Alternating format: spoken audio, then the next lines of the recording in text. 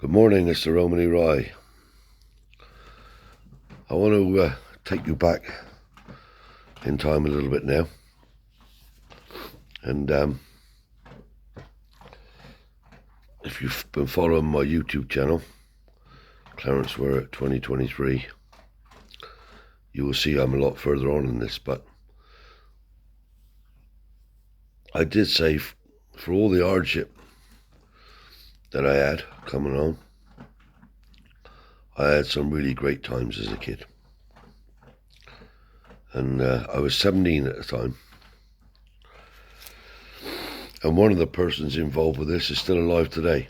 So I'm going to tell you this story. I was only 17. But don't forget, I went to learn my trade when I left school.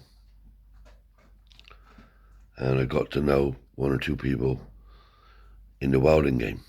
Anyway, that didn't last very long because I left because my grandfather passed. But I got friendly with a chap called David. And he was working for a company called Dredge and Marine.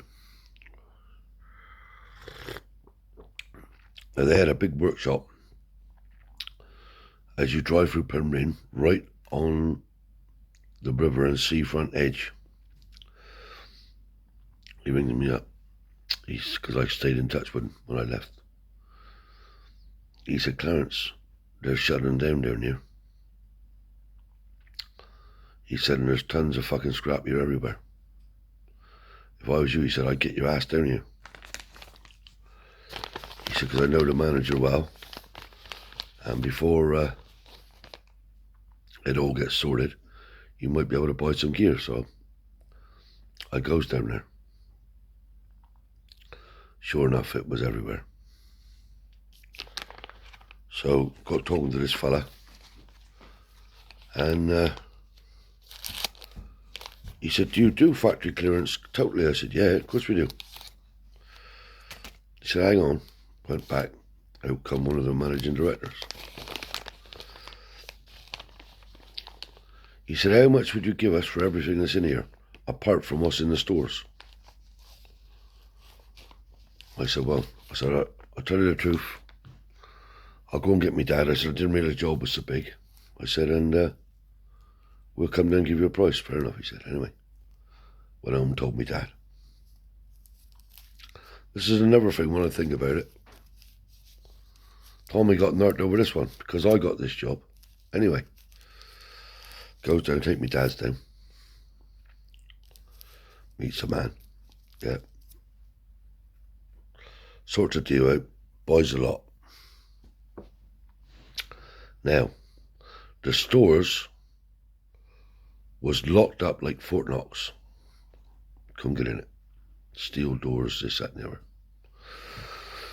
And out in the yard, you could see through the window,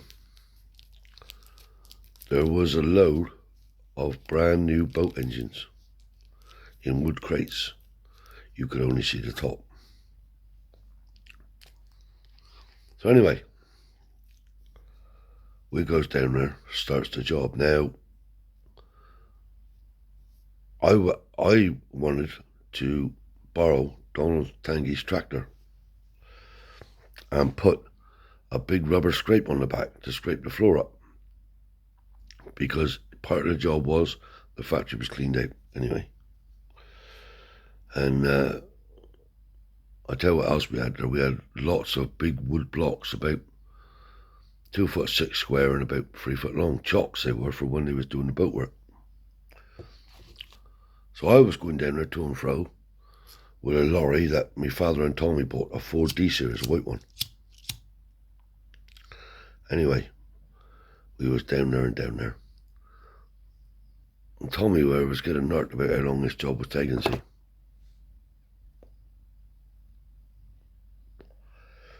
So my father got on to me a bit. I said, I can't go any faster. Anyway, my father, crafty fucker, this is a funny joke. My father got his brother-in-law Uncle Tony Lewis. Now, Uncle Tony Lewis is still alive, so if he hears this, he may think it's funny, he may not, but it's the truth. Anyway, he was a masterman at getting anywhere. He could make a key, he could do all fucking sorts. Right. He got us in there. Now, this is what the agreement was. It was so funny, mate, honestly. Right. At all times, one of us had to be outside in the workshop looking through the door. Now, if anybody was gelling, beep beep on the crane, overhead gantry crane, just flick the button twice, see? Right. So me and Uncle Tony's outside, my father goes in. He's in there for ages, passing this out, that out. Brand new socket sets, spanners, you name it, was coming out of this fucking shed. So he's loading it in the fucking truck, see? So Uncle Tony's turn to go in now. Because Uncle Tony was mad. It was never about money with Uncle Tony. Money didn't never come into it. If he could find himself some custody to use, that was good enough for him. Anyway, he went in, Uncle Tony did, and he was having all the electric stuff. Because he could make a battery charger, he could do, well, anybody wanted anything doing, DIY wise, Uncle Tony did it, see? Wiring on the lorries, on the houses, anything. So Uncle Tony went in there, no problem. He was in there for ages. So now, it's my turn. I gets in there, this is true. I was only in there for fucking 10 minutes, I was looking more than rather than picking. Dee crane buzzed. Out I flew for the fucking door, see? The little hatchway we had there. I said, who's coming? Nobody. He said, fuck me, you've been in there ages. I said, Dad, I've been in there for 5 minutes, mate. I said, play the fucking game. All right, he said. The truth is, I wasn't in there more than 5 minutes every fucking time before he blowed the fucking crane. So I had a bit of stuff, but I didn't have what my father kept going back and back, and Uncle Tony. So now, my father got in co with a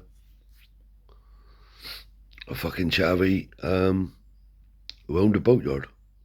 And we nicknamed this man the boatman, because he was coming in as we was clearing the factory out and buying lots of stuff, see? So he said to my father, what's happening with the boat engines? My father said, well, I said, they're not in the job. He said, there's 4 engines in there, I'd give £1,000 a lump from. My father said, you would, yeah.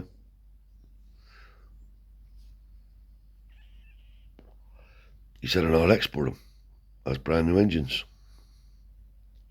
They never been run, they was in the crates. What they was worth, I don't know. So Uncle Tony was called upon again. Now we had to find a fucking way into this building, get these engines out, without anybody knowing too much. He's a clever man. We managed to get the door off to get into the building. Anyway, gets into the building. Now this is another thing, see, that fucking narks me. Gets into the building.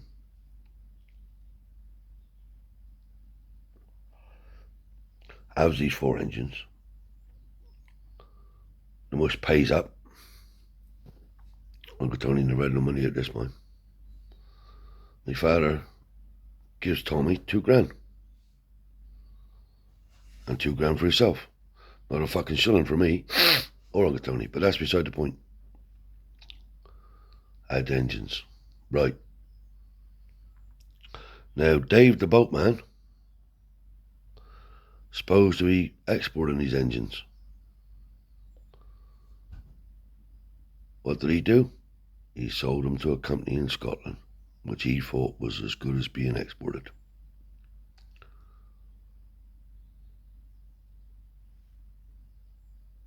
The fucking receivers had the engines logged. When they went down there was no engines. So the Galvers was involved. These engines were stolen. Now, they must have went on some list or whatever. Anyway, the fucking engines, one of them, come to light in Scotland. Right. Galvers comes, locks me father up. So, Tommy is all over me. I said, what are you going on about? I said, you had the fucking money for the engines, not me. You and me father. Oh, you said it. I said, no, don't fucking blame it on me. It's nothing to do. He said, I'm going to have to do the time, he said, for this, if it comes to it, he said, because your father can't do it. I said, so I took the fucking engines in. Don't worry about it. Anyway, there was fucking hell up over that. But he took the money, see? That's the fucking, that's the fucking niggly part about it. Man, if Uncle Tony sees this, he got to own up to the truth. But Tommy was giving me fuck because the engines went missing. I said, you had the money, man. Anyway, Dave didn't say that he had them off my father.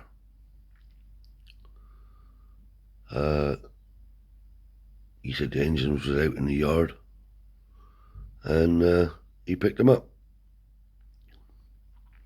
But they wouldn't. They was in the fucking shed.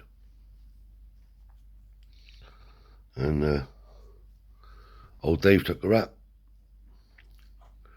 But he owed me father a lot of money because he had a lot of stuff out of that fucking place. New gear. Lots of new gear that wouldn't use, and he was in the boat business. So he just said that the engines was in the yard and he bought a lot of stuff off my father and he thought that that was included and that was it. But my father didn't, my father got away with it. Tommy was the big man. He said, oh, I'm going to have to do the time for this, aren't I? I said, say I took him then. But he was always niggling at me, see, all the fucking time. But I took the money though. That was the thing. Me and Uncle Tony never had a shilling out of that. Not one fucking shilling. But I've said to you before, Uncle Tony never done things for money. If there's somebody he wanted, he would like to do that, you know what I mean?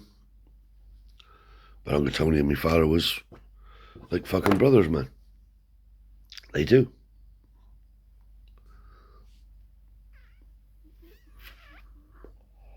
So at the time, my father had a big blue A-Series Transit that was a bastard to start. So I was trying to earn more money, see, just doing what I could. So this muss I used to work with, he said, Clarence, he said, I got some trees down in my garden, he said. You do a bit of wood. Because me and Uncle Harry was doing wood. He said, would it come down and take him down and take the wood away? I said, yeah, certainly. Mickey Dent, he was called. This is another story. Uncle Tony's still alive, he'll tell you this one. So, I goes down and he lived down on the creek. So I then had my car all done up and I was towing a trailer behind. I had the trailer and 2 chainsaws. Now I parks on the slipway like that.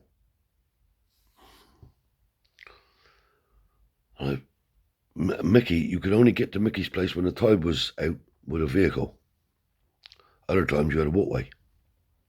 Anyway, the tide was on the way out. So I was walking over, and he was leaning out the window, and he went like that, put his hand up to me to acknowledge me.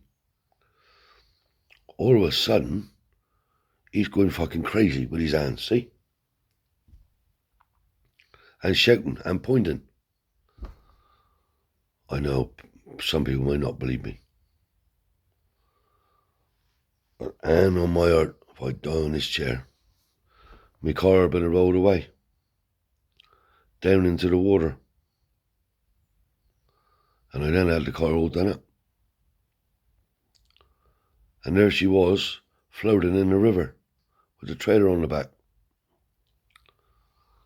What the fuck am I going to do? Anyway, I had sense enough. I found a bit of rope that was there. I tied the rope in the trailer back to an anchor point on the slipway, so the car couldn't go any further. What the fuck am I going to do? So there was an old tractor there, so we started this old tractor up. Pulled the car up out the water now. Chainsaws all in the sea. Car completely in the sea. Pulled up on the slipway with the fucking tractor. As I was pulling it out the water was running out the car. Oh, I was sick as a fucking pig. I said, what the fuck am I going to do if I tell my father this? He's going to go fucking mental. So I rings Uncle Tony up. Uncle Tony. Yeah. I said, I'm in trouble, miss. What's up? I said, for fuck's sake, don't tell me father. He said, no, what's up? He said,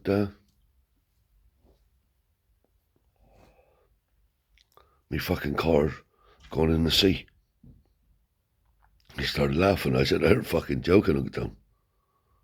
He said, how did that happen? Anyway, I told him the fucking story. I said, you're going to have to go over and get the transit. I said, and come and tow me home if you can, please, miss. All right, he said. He said, I know what your father's going to say when I go up and ask for the truck. I said, well, you'll work that out. Up he goes. He was home, see? Up he goes to the yard. My father was there. He said, I'm going to borrow the A-series if that's right, bro. Yeah, he said, take whatever you want, Tom. He said, I'm going to just move a shed. He said, I'll go with you. No, he said, don't. No, he said, it's all right. He said, I got out. No, he said, I'll go with you for the ride. No, he said, it's all right. It's all right, he said, don't worry about it. He said, I'll only be an hour anyway. Anyway, Uncle Tony was if and an in there arguing with my father not to come, see? So, finally he got away. And the fucking thing was a cunt to start. Told him where I was to. He eventually found me. I didn't take into account the fucking lane down to this place was very narrow, see? So, Uncle Tony walked down the fucking lane. He was jumping. Fucking hell, he said, why didn't you say the fucking lane was like this, blah, blah, blah. I said, all right, mush. He said, well, I'll back down. So he backed down this fucking lane. No weight on the back of the truck. It's me fucking car to the truck to tow away, spinning. No grip. We had to put about, I don't know, fucking 500 or 600 weight of boulders in the back of the truck now to give him grip. Anyway, finally got me on the fucking road. Told me all the way home. Told me straight down his place. I said, we have to go straight to your place, Uncle Tom. Right, gets down there now. He said, what a fucking mess this is. To me, like, you know, rubbing it in. I said, well, that's what I'm faced with, Uncle Tom. He said, right, we'll push her in the garage, Got heaters going, fucking fan heaters and that blown out. He said, we'll have to, don't try and turn the engine. We'll have to take the plugs out, the sump plug out. We done all that, anyway. I was down the whole fucking day now. My father's fucking wandering around too. I said, I gotta get home, Mum. Well, he said, well, you can't fucking go nowhere, can you? Anyway, we went like fuck. Took oil filter off, sump plug out, filled them back up with oil, drained the fuel, put new fuel in, got the kind of thing started, see? But it was wringing wet inside. So I goes home. He said, you'll have to come back tomorrow, he said, to try this fucking car out. He said, because I reckon electrics is all going to pack up. I said, all right, Tom. Anyway, I goes home. Fucked if me father never asked him to take him to the chip shop. I said, for fish and chips for us all. I said, don't worry, I said, I'll go myself. He never made nothing of it. But I went myself, see? The next day, mate, fucking hell. I see what I got into here, right? Yeah. Now, I was mad after this fucking car, see? So, about 2-3 weeks later, I said, this car, I said, he said, don't fucking start about the car, I did, my father did. He said, you wanted that fucking car that bad. So in the end, I found a little truck. So I dealt her in for the truck, but whether Uncle Tony ever told him afterwards, I don't know, but at that time he didn't know. But Uncle Tony saved me bacon that day. Fair play to him. So now it's bye-bye from the Romany Rye.